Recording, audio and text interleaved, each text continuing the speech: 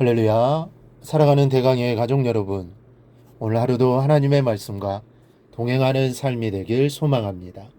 오늘 함께 나눌 하나님의 말씀은 마태복음 24장 29절에서 31절 말씀입니다.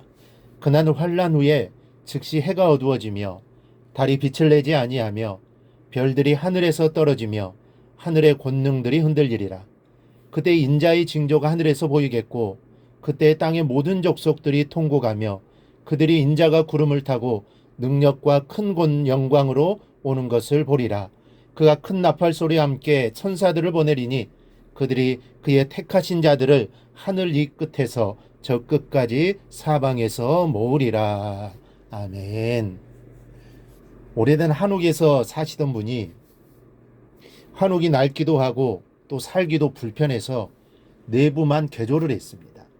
그런데 그 시간이 갈수록 후회를 합니다. 여기저기 손을 대다 보니 생각보다는 돈이 많이 들었고 또 한옥의 조화를 깨어버려 모양새만 버려놓았다는 것이죠. 아예 다 허물고 다시 지을 걸 그랬다고 푸념을 하십니다.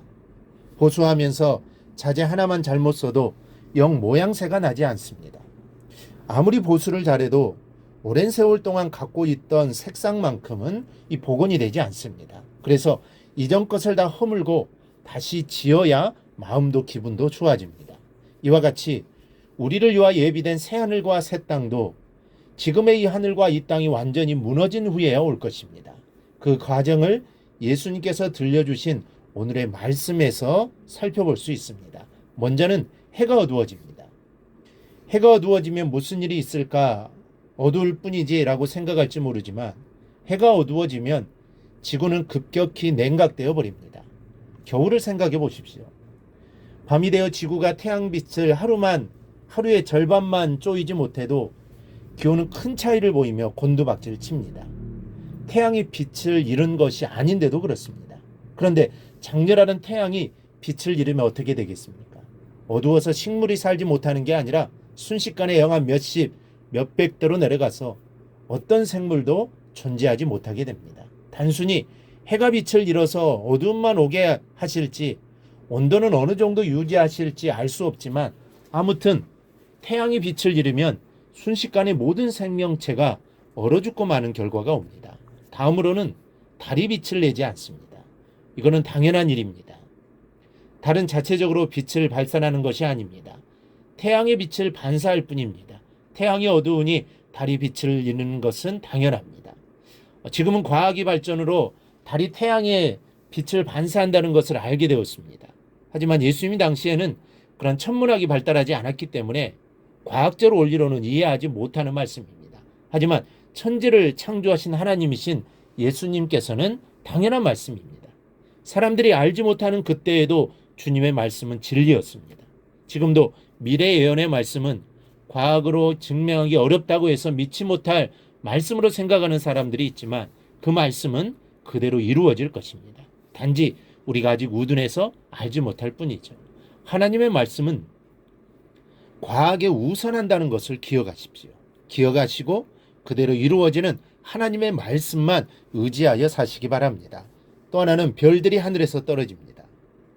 우리가 지금이라도 기적을 보고 싶으시면 하늘의 별들을 보십시오. 다른 것이 기적이 아닙니다. 하늘의 별들이 일정한 간격을 유지하고 자기의 가야 할 길만을 찾아서 움직이는 것이 기적입니다. 끈으로 매달아 간격을 유지하는 것도 아닌데 서로를 당기고 미는 적당한 인력으로 우주의 별들이 일정한 간격을 유지하고 움직이고 있습니다. 그런데 그날에는 그 별들이 모조리 떨어진다고 말씀합니다. 이 별과 저 별이 엄청난 힘으로 서로를 당기면서 부딪히는 것입니다. 그러니 그 안에 사는 사람들은 어떻게 되겠습니까? 상상만 해도 무서운 광경입니다. 이렇게 다 무너집니다. 하늘과 땅 사이의 모든 것들이 무너져 내릴 것입니다. 하나님께서는 새 하늘과 새 땅을 있었던 것으로 고쳐 만드시는 것이 아닙니다. 이전 것을 완전히 무너뜨려 버리시고 전혀 새로운 것으로 창조하실 것입니다. 그러므로 우리도 그 나라에 들어가기에 합당한 자로서의 준비가 필요합니다. 내 안에 새 창조가 있어야만 천국 시민의 자격이 주어지는 것입니다. 바울은 에베소서 4장에서 너희는 유혹의 욕심을 따라 썩어져가는 구습을 따르는 옛사람을 벗어버리고 오직 너희의 심령이 새롭게 되어 하나님을 따라 의와 진리의 거룩함으로 지으심을 받은 새 사람을 입으라 했습니다. 사도 바울은 구습을 따르는 옛사람을 벗어버리라고 합니다.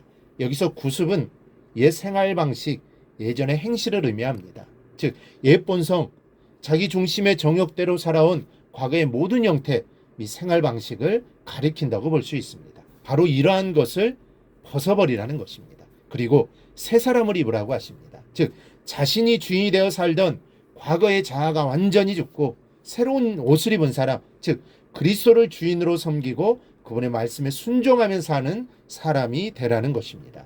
병아리가 딱딱한 껍질을 깨고 나와야 전혀 새로운 세상에서 새로운 삶을 시작할 수 있듯이 우리 역시 옛자라는 껍질을 벗어버리고 새로운 세상으로 나아야만 영원한 생명이 보장되는 새로운 인생을 시작할 수 있는 것입니다.